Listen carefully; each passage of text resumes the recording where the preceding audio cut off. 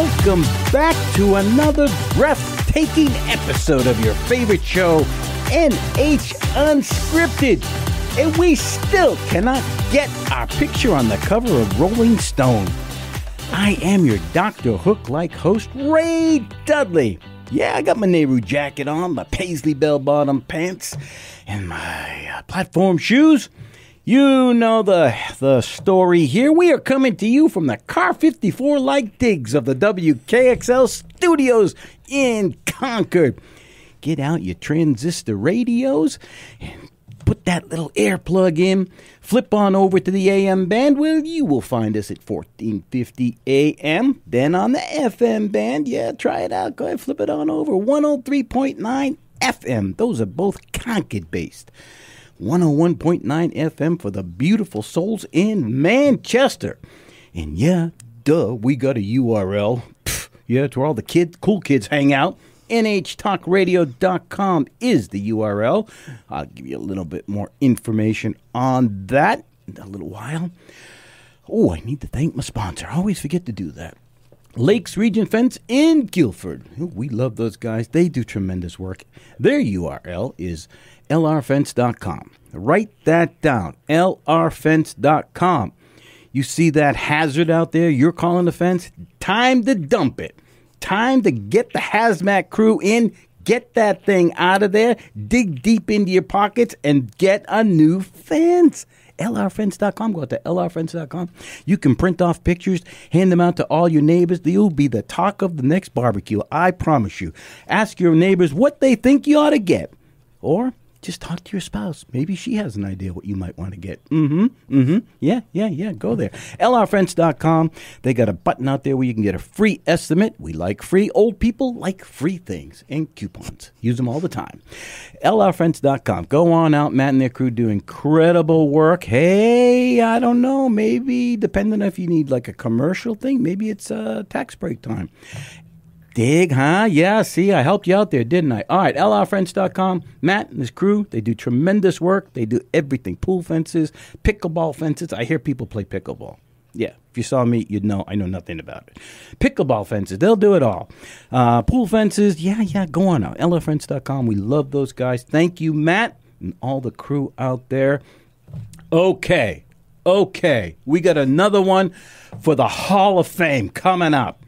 I have in the studio with me today one of my newest friends, Alex Picard. Hello, Alex. Hi. Yeah, so we're talking about a different kind of entertainment now, right? Yeah. Yeah. Alex is here because today we want to talk all about audiobook narration. Maybe we'll get into a little rabbit hole or two about some other types of narration. But, Alex, how's the biz?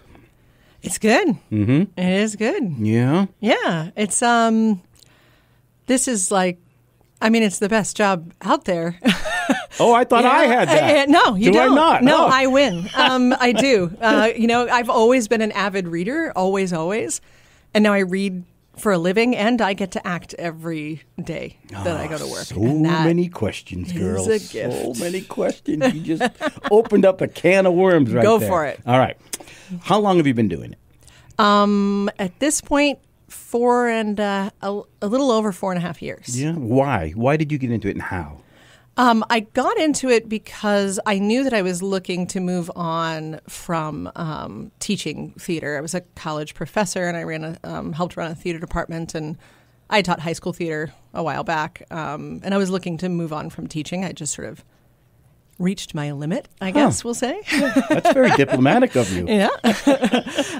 And a good friend of mine, Peter Burkrot, is an audiobook narrator. He's a pretty prolific narrator. He's he's probably got to be at 600 titles by now.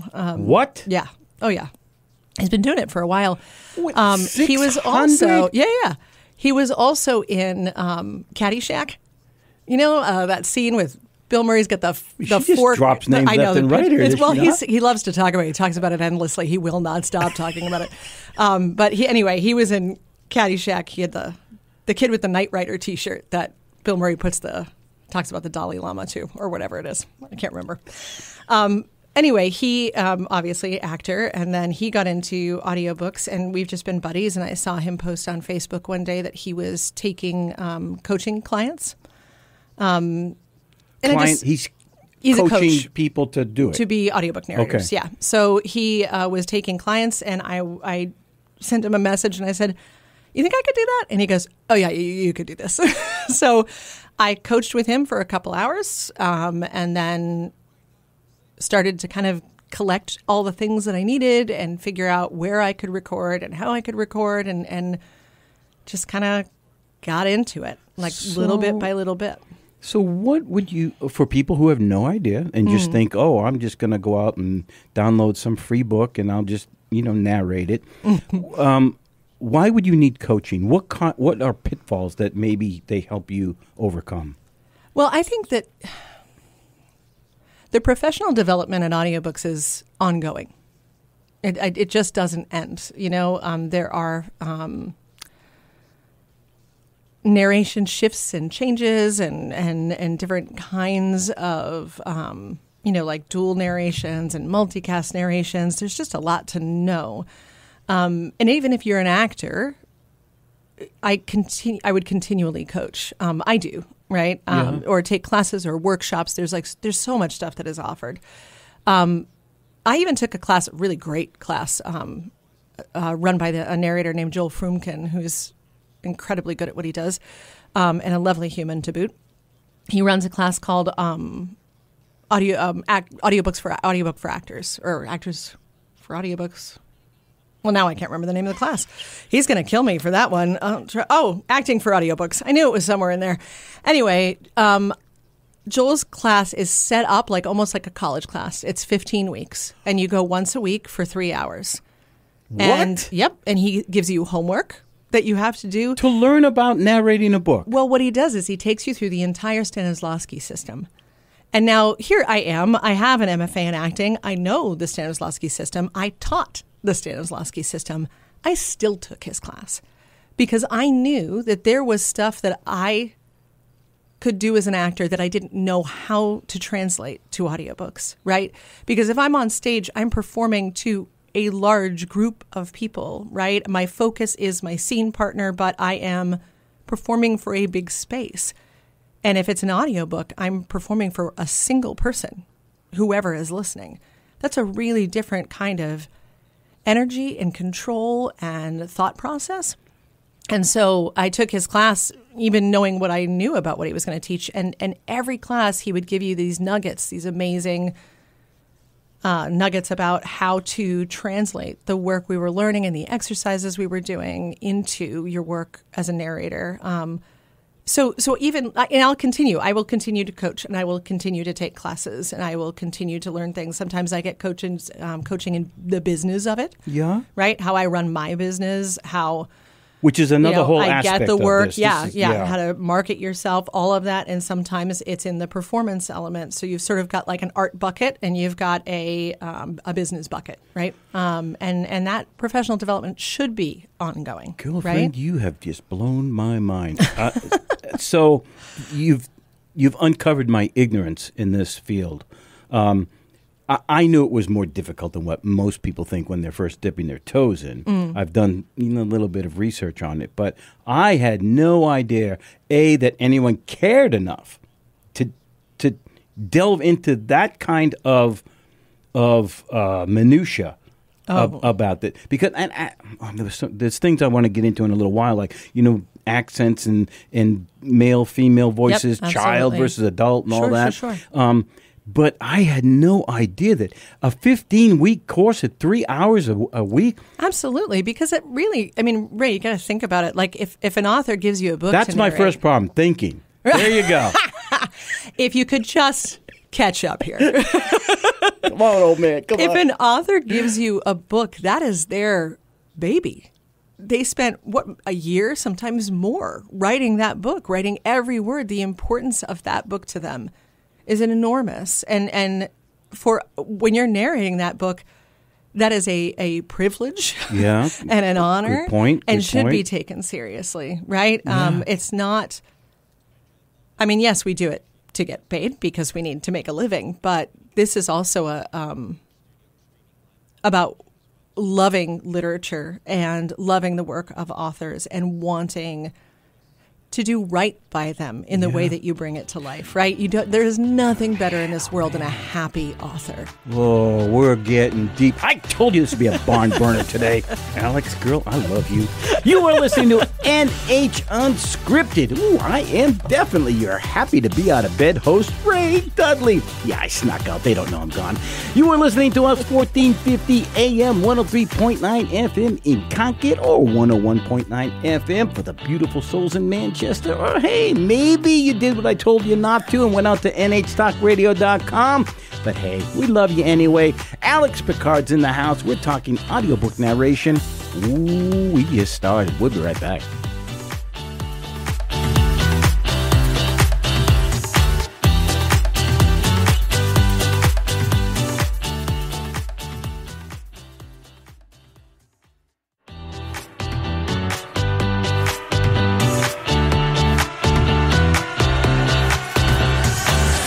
Do I make you rowdy, baby? Do I? Oh, Mrs. Kensington, do behave. You are listening to NH Unscripted. Yeah, baby, where we are jammed up and jelly tight. I'm your Tommy Rowe-like host, Ray Dudley. Yeah, I got my bunny slippers on. You are listening to us at 1450 AM or 103.9 FM if you're in the Concord area, or 101.9 FM for the gorgeous souls in Manchester. We have a URL. It's nhtalkradio.com. Enough of that. Alex Picard is in the house, and she is blowing my mind as we talk about audiobook narration, which I I thought it might have been a little easier than she's letting on loose. That's me. Alex, before we go too far, do you have some socials that you kind of can give out? Yeah, my Instagram is It Sounds Like Alex is my handle. The same on TikTok. I'm not as prolific on TikTok, but I'm on Instagram quite a bit. It's two of us. And folks can find me there or on my website, which is just alexpicard.com. Great. Okay, we get that out of the way. So, I don't even know where to start now. You got me all in a bingle jumble.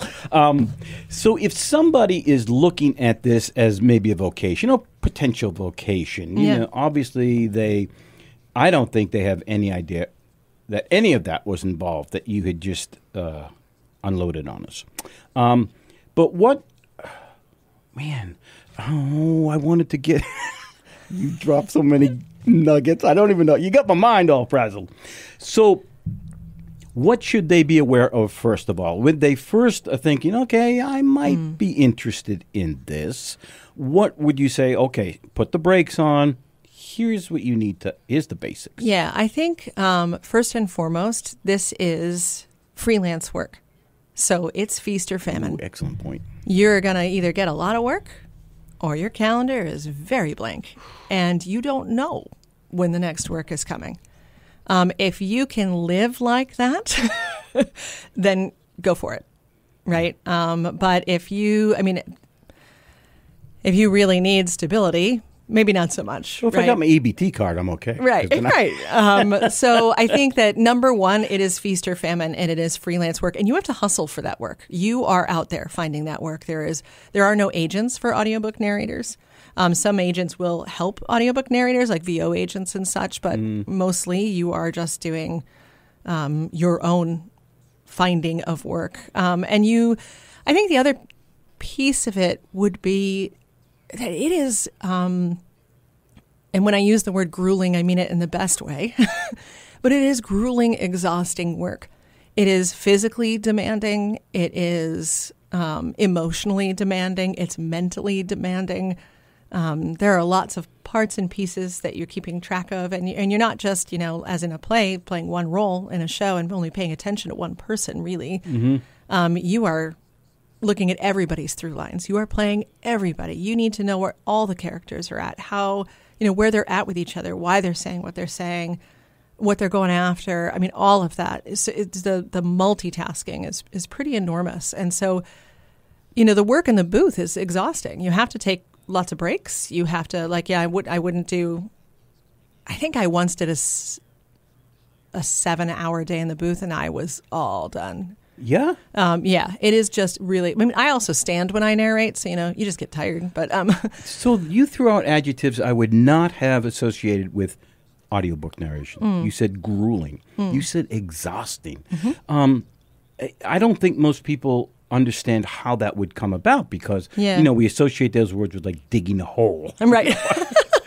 Well, again, I said I mean it in the best sense of the word. It's that kind of, it's the same kind of exhaustion you feel when you walk off a stage and you put it all out there, right? That kind of exhaustion that brings you that sense of like, good, I did good work out there, and you feel solid about it. But you left it all out there on the stage, right? Yeah. So I'm exhausted at the end of the day because I leave it all out there. Every day that you do that? You're tired at your end of your day, Man, And then there's and the gruel of it is the other stuff, right? It's still physical acting. You're playing different parts. You find their physicality. But you also have to also be still and, wear clothes that don't make noise and not bump into anything, so that it's clean audio. You're also running your own audio, right? Unless you're working with a director and an engineer, which certainly happens, and I've done before. So it's a lot. It's a lot of work in there, and you're alone, and that can be kind of grueling too. I mean, day in, day out, in a booth, I wouldn't talking want to to be yourself. by myself with my own mind, right? That's not good. And that can be exhausting too. The sort of isolation of it. Oh man, there's actually a bunch of narrators that I have recently been getting together with. We do something called body doubling with a lot of people do in the work world. If you work from home or you've got goals that you want to hit, where you'll jump on like a Google Meet or something with them and say, hey, what are you working on? This is what I'm doing. And then you mute and you get to work. And it's like an accountability, right? Remind each other to take breaks and all of that. Like I still stick to my isolated work there. They're isolated work, but there is, okay, I'm going to be back after lunch. Are you recording after lunch? Yep, I am. Are you going to be back tomorrow? Yes, I am. All right, I'll see you here. Like it just helps you stay motivated, right? Because otherwise I'm just rolling out of bed and there's a lot of distractions in my house, right? I got laundry to do. I want to read this book. I want to, I want to do all this other stuff, errands to run. So like you've got to kind of structure your day, and that helps sometimes. So discipline is huge. Yeah, it is. Huge. Absolutely. I mean, because I know even when I'm trying to learn lines for a play or something, everything else will all of a sudden be a priority. Yeah. Yeah. Doing stupid things is all of a sudden a priority. Easily to get distracted. Yeah. Easily. So I can't imagine having to just say, okay, I'm going into the booth, and we're ahead of where I want it to be. Oh, sorry. But there's no, it's not. You know what? This is the way it goes, right? So I really want people to understand what type of a vocation this is. When you're in a booth a silent booth for 5, 6, what's your average day? How many hours do you? I like to get an hour to an hour and a half of finished audio done a day. And a lot of narrators, and not speaking for all of them, have anywhere from a 2 to 3, sometimes even more hour ratio, right? So like 2 or 3 hours of recording for every 1 hour of finished done audio. You do your own editing. Yep. Well, you're not doing your own editing, you're doing punch and roll. Right? So you record and you go along, and if you make a mistake, which we do all the time, we are reading out loud and you might invert a word, or I've certainly caught myself being like, nope, that's not that character, it's this one, right? Wrong voice or whatever. You go back, you punch in to just before where the mistake was, and then you hit record, and it will play for you the last 4 or 5 seconds so you can hear where you were in terms of tone or emotion or whatever. And then when it gets to the part that you punched into, it just starts to roll, and you just keep going, and you fix the mistake and you go on. So you're doing that all day, right? Punch and go back and roll, punch, roll, and that's how you get through the work. So that's why it's a 2 to 3 hour ratio for, wow. I'm much closer to 2 hours when there aren't a lot of accents, when it's maybe just a few characters. The bigger the book, the bigger my ratio, right? If there's a ton of accents, it's going to take me a little time. The code switching on that is a little trickier, especially when they're all in the same room. Yeah. Never mind a book. Yeah. I once had a scene I had to read where there were 2 people with British accents. One was Scottish, one with Northern Irish, one was Cockney and one was Chinese. And they were all in the same room. When I was done that scene, I was not sure who I was. But, so that takes some time. There's going to be you're going to stop a few times. You got to fix those mistakes, right? So there's a lot. And another part of coaching is, yesterday I met with my accent coach because I have to learn an Arabic accent for the next book I'm doing. So there's always work to be done.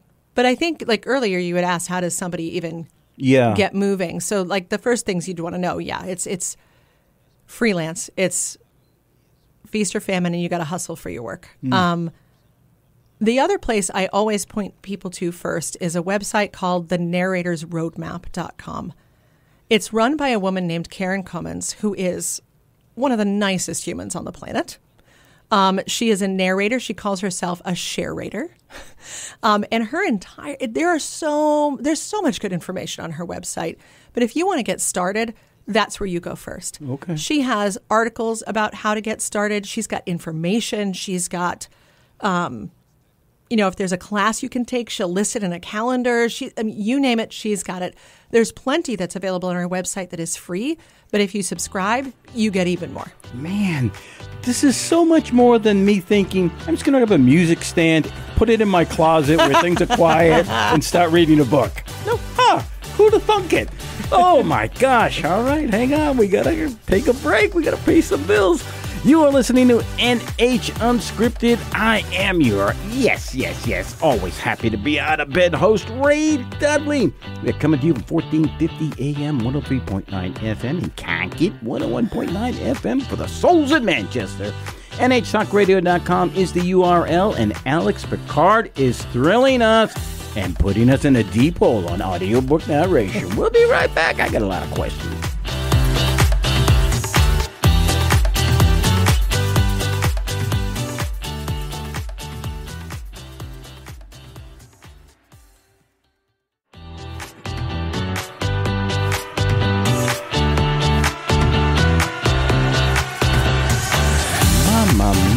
Welcome back to NH Unscripted, where I got a brand new pair of roller skates, and I'll bet you got a brand new key. Yeah, I'm your Melanie-like host, Ray Dudley.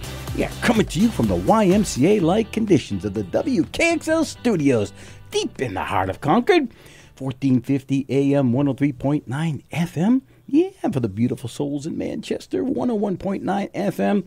Our URL is nhtalkradio.com. Got that out of the way. Alex and I have a lot more to go through. So, Alex, Yes.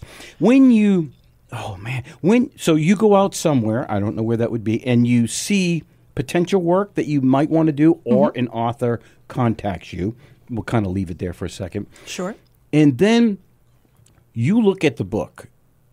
From there, what are you looking at to make you decide whether or not you might want that work? Oh, that's a great question. Number one, I want to make sure it's content that I am comfortable with. Right? Like a genre or... Yep. Yeah. So, like, for example, in the romance genre, there is everything from clean, closed-door romance books to explicit and erotica. Got you. You've got to be comfortable with the level of material in that book, right? Yeah. And I do record romance, but I record it under a pseudonym, which a lot of narrators do. Seriously? Absolutely. Hadn't thought of that. Well, I don't need my mother listening to that. So that is the last thing I need.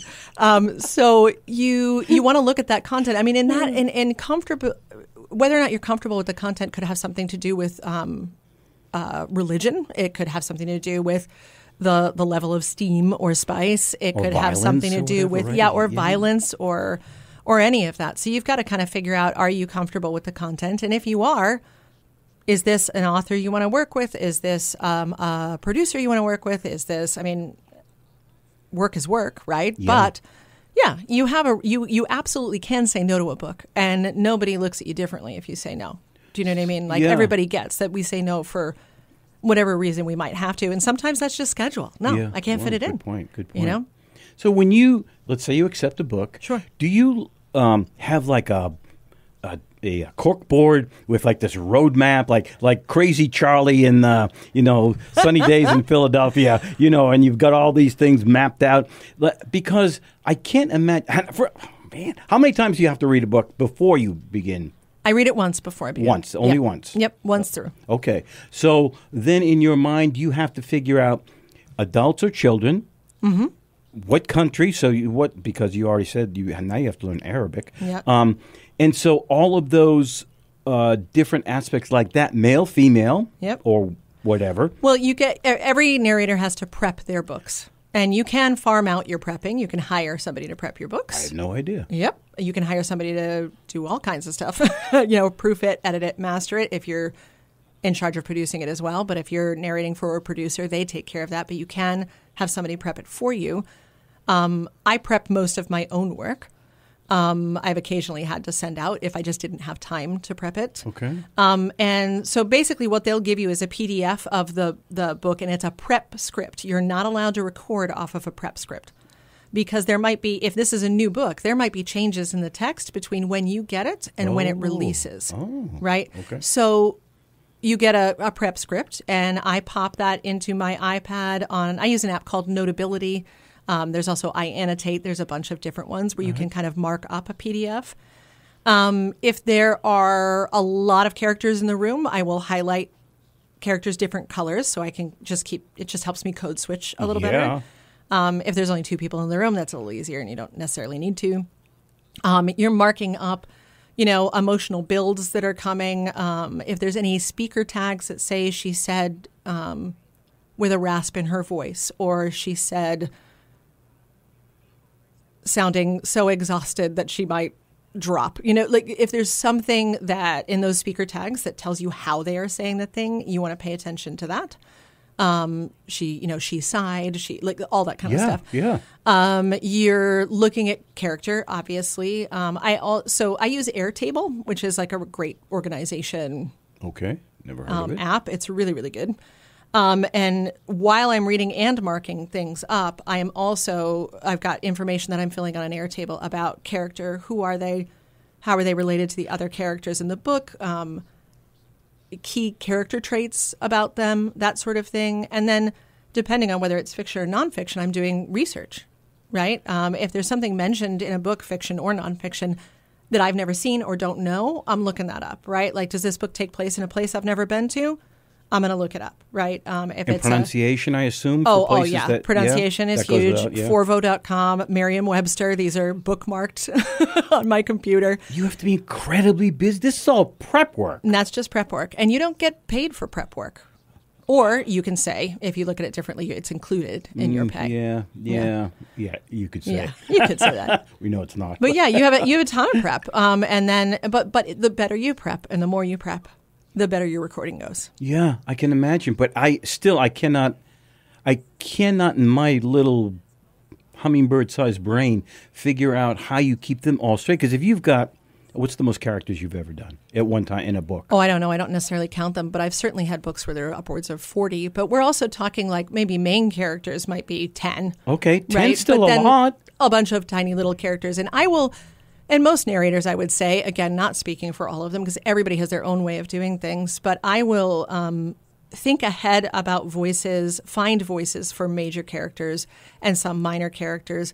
But if they have a couple of lines in there and they go away, like, a gas station attendant or, do you know what I mean? Just like hi and bye or whatever, I'll just do those on the fly. Do you try to do a vocal, like something different or do you just say the line for that gas station attendant in your own No, I voice? try to find like a little something vocally different, Yeah. Depending, male, female, old, young, like you're thinking about that stuff, which is sort of the basics of it, right? Yeah. Regionalisms, where they're from, that sort of thing. That's huge, by the way. Yeah. And if you're working on a duel, which is 2 narrators on one book, then you have to get in touch with that narrator, or you are put in touch with the narrator on the book with you. And you have to exchange voice samples, right? So you talk about character a little bit in that email. You email back and forth, talk about character. And then I'll be like, okay, here's what the main character sounds like. Here's what I'm thinking for these 2 characters. And then that co-narrator will send me, well, here's what this person sounds like, and here's these characters. Because I might have to voice the other narrator's characters, and they might have to voice mine. So we want to make sure that character sounds as similar as we can make it. Oh, my right? So that we are giving that listener a really connected experience. I had no idea. No idea. First of all, I had no idea that two people could narrate a book. I actually, one released just today that I was on with, there were 3 of us. Really? Yeah, I've been on one with 4 before, I think is the most I've had, except for a multicast, which has a ton of people in it. You want to give out the title? Oh, yeah. The one that released today is called Good Dogs by Brian Aspen, and he is a viral horror author. Really good book.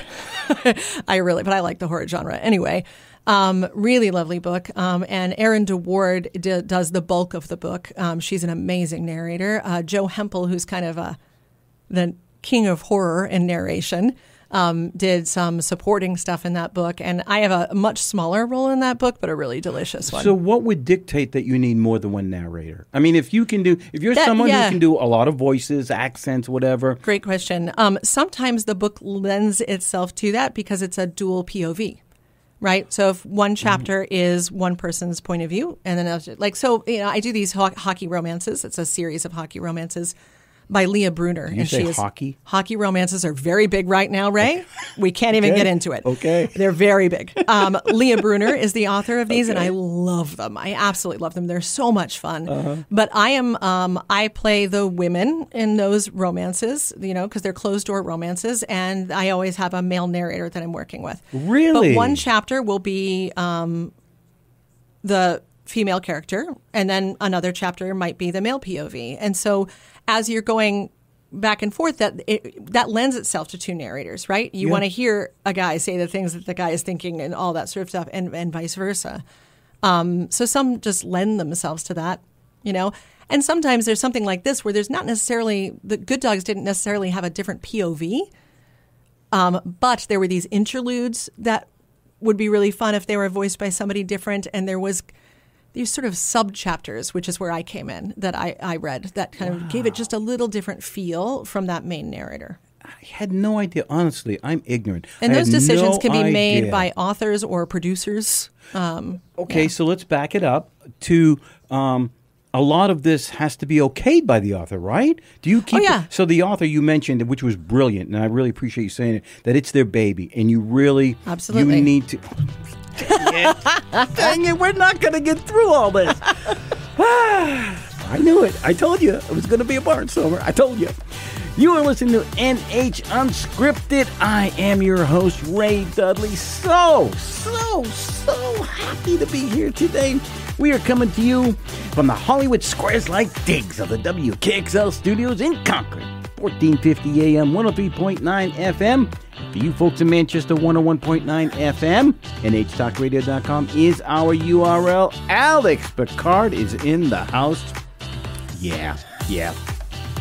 I don't even know where to go with it. We'll be right back.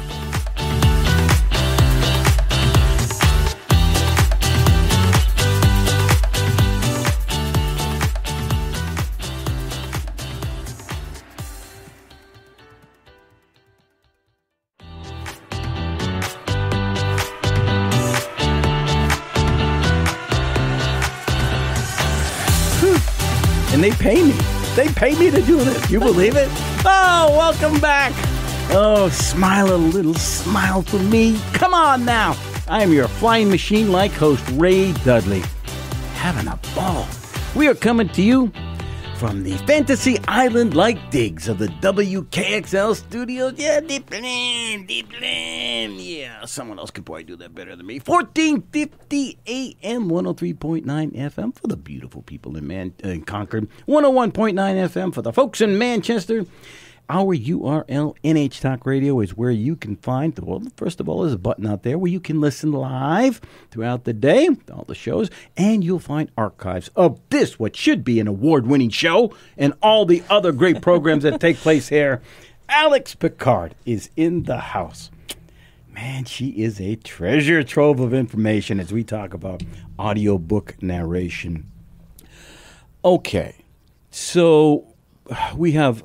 Let's get some important stuff out of the way. Mm-hmm. You have an event coming up. Let's talk about that. Sure. At Gibson's Bookstore, which is located in Concord, New Hampshire, right there on Main Street. A great bookstore, indie bookstore, which needs our support. They all do, yeah. I'm doing an event with Jacqueline Benson. She is a local author. She's from Portsmouth, and we've actually known each other for years. I knew her because she was friends with some of my college buddies, and we'd met. Before, that's a small world. Before I was a narrator, we met. And she is an indie author, and she's one of the... I don't work with a lot of indie authors, but she is like one of the couple of the... And among my favorite authors as well. What's the definition of an indie author as opposed that means to... they're self-publishing yeah. or working through very small presses and self-promoting and all of that sort of thing. Gives you a little more control over your book. Got you. But she is an amazing author. I was lucky enough to narrate her previous series, which was called The London Charismatics. There were 4 books in that series. And her new series is called Raiders of the Arcana. And I keep telling everybody it's like if Indiana Jones met the Mummy, the movie with Brendan Fraser. If Indiana Jones met the Mummy, but Indiana Jones was a suffragette. That is sort of the vibe. I don't even know how you think of that. Of Empire of Shadows. And then her second book in that series, Tomb of the Sun King, is released. The book releases today. I will start work on the audiobook coming up in a couple of weeks, I think. That was where I needed that Arabic accent for. Got you. But she's an amazing author. I absolutely love her books. And we're going to be there at 6:30 p.m. at Gibson's on October 10th. And we're just going to be in conversation, an author with her narrator. That would be fascinating. Oh, I think it's going to be a blast. What kind of things do you expect to come up for people who are maybe going to attend? You know, I don't know. Yeah? I really don't know. I mean, there's always... I think the bulk of the questions will be for Jackie because the world building, the characters that she's just so good at what she does. And then people are just sort of curious about what I do. Do you know what I mean? Like they just, I'm a sort of a conduit for her book, so they might be curious. I think most likely the questions I will get will be about how did I find character voices and that sort of thing. And how do I find that sort of the stuff. Simplistic things like I asked you. Yeah. Well, that's not so simple. But yeah, that's October 10th at 6:30 at Gibson's. Do you have any other events coming up besides that? I'm going to be at the New Hampshire Book Festival this weekend. Yes. I'm a vendor. This weekend? Yeah, it's Friday and Saturday. I'll be there on Saturday as a vendor. Okay. So if you're in and around the area, I'll be on South Main Street. I've just got a table and some information on how to bring your book to audio. So I'm looking forward to that as well. I think that's it right now. Okay. You mentioned, all right, first of all, are there books that you want to mention that you're very proud of that you would like for people to maybe go out and listen to? Yeah, there's a couple. I mean, there are one of my favorite.